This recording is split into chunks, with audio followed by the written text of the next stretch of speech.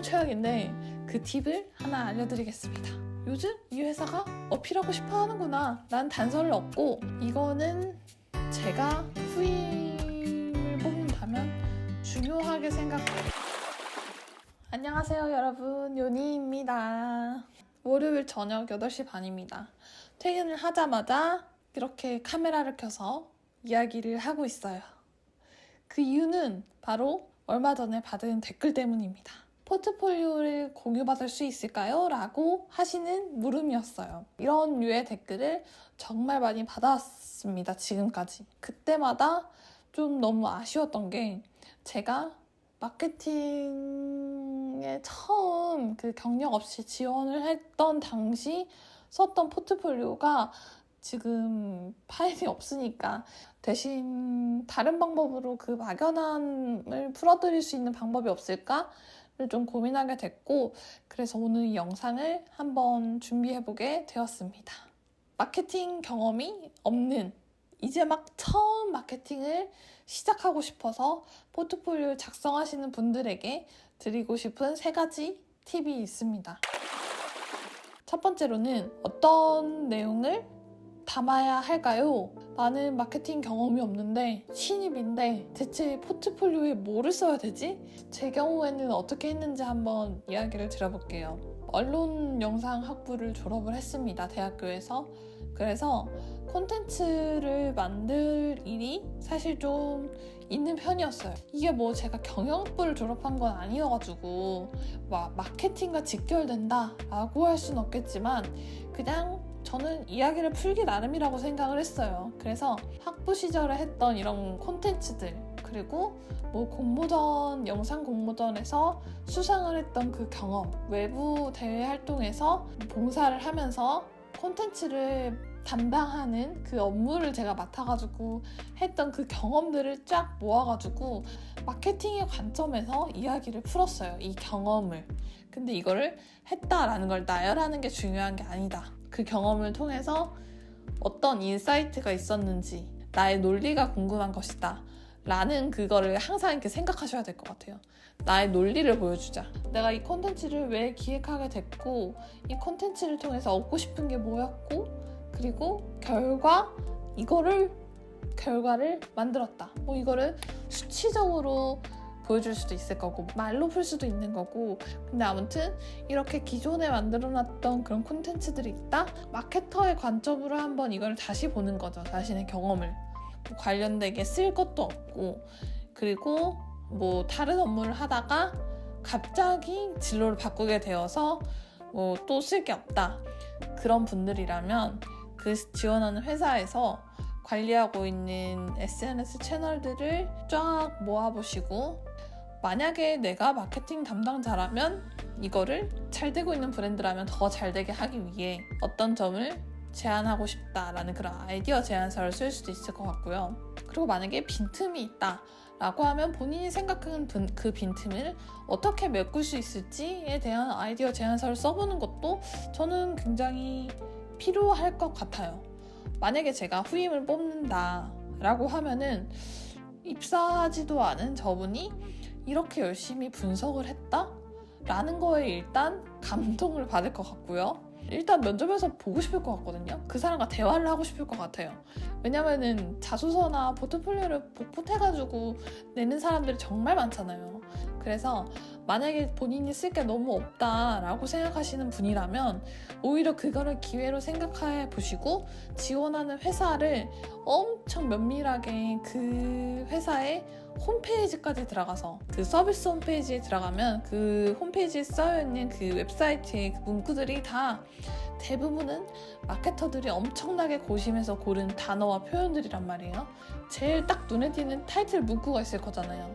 그게 그냥 이 서비스가 요즘 고객에게 밀고 싶은 거예요. 그거를 제일 눈에 띄게 해놔요. 제일 큰 글씨를 찾고, 큰 글씨가 의미하는 걸 찾고, 그게 요즘 이 회사가 주력하는 포인트구나, 이거를 어필하고 싶어 하는구나 라는 단서를 얻고, 그거를 잘 실현해 줄 수 있는 아이디어 제안서를 쓰는 거예요. 얍삽한가요? 남들은 다 복붙해서 이름만 바꿔가지고 보내는데 이걸 매 회사마다 이렇게 해야 한다고 하면은 정말 제가 생각해도 너무 힘들거든요.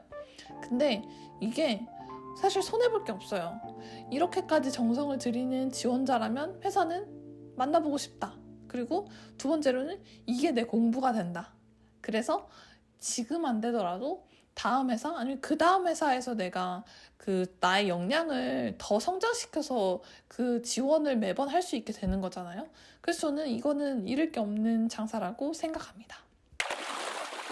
자, 그러면 두 번째. 그래서 이 내용들을 어떻게 표현을 하죠? 글을 어떻게 써야 돼요? 라고 물어보시는 경우가 많아요. 딱 한 가지 키워드만 생각하셨으면 좋겠어요. 가독성.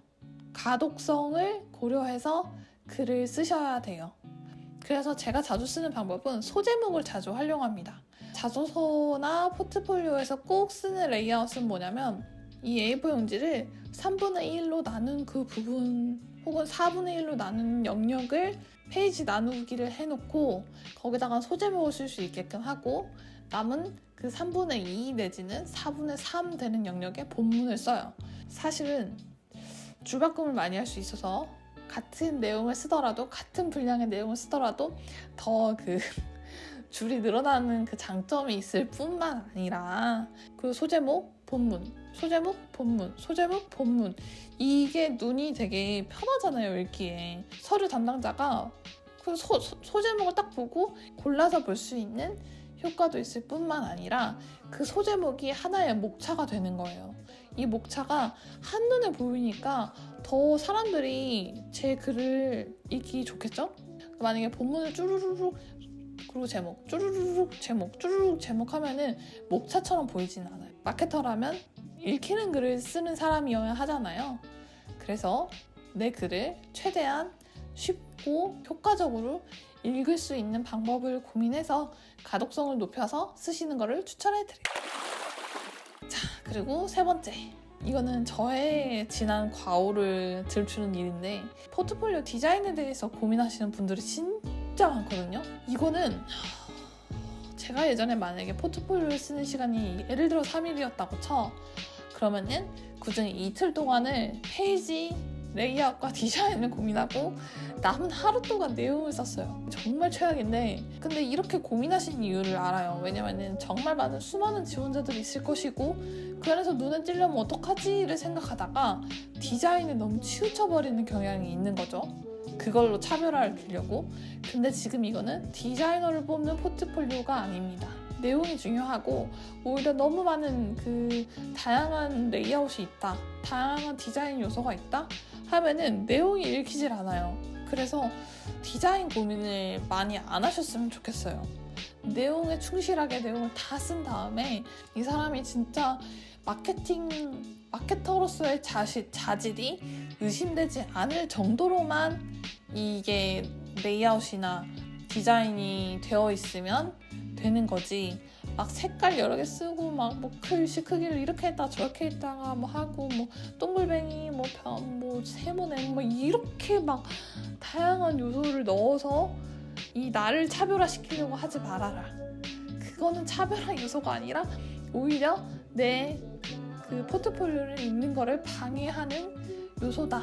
대신 중요한 거 제일 첫 번째 문구, 포트폴리오 전체의 첫 번째 문구일 수도 있고 그 단락마다의 첫 번째 글, 이 글들의 후킹 요소가 있어야 된다.